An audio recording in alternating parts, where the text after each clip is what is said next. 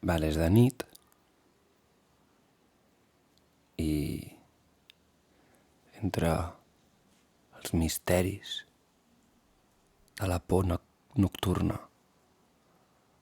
I quan era petit sempre em feia molta por la fosca, no sé per què, però jo sempre demanava que em deixessin la llum del passillo oberta i a vegades quan em despertava enmig de la nit ho veia tot fosc, tenia moltíssima por.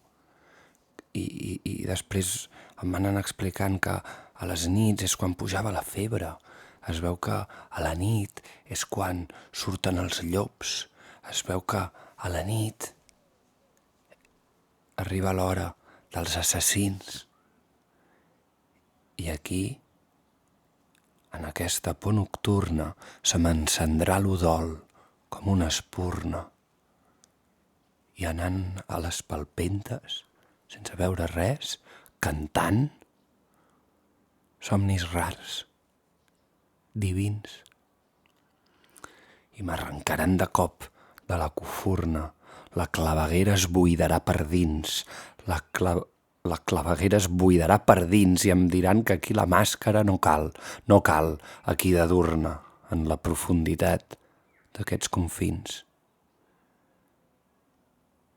I tot i que em vegi nu i tirat i desganat enmig de la fosca, sense saber on t'he d'anar, tu em protegiràs de tot perill.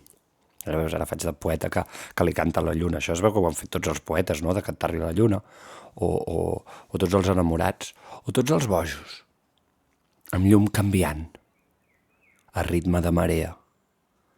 I a dintre teu, entre tants cràters, llocs amagats, subtil, veig un conill. Què deu haver-hi a l'altra banda de la lluna? Hi ha una part de la lluna que m'agradaria veure. Què deu dir? Comprenc la plenitud d'aquell que crea. També la buidor que viu en cada fill. I admiro lluna amb el respecte d'una dea.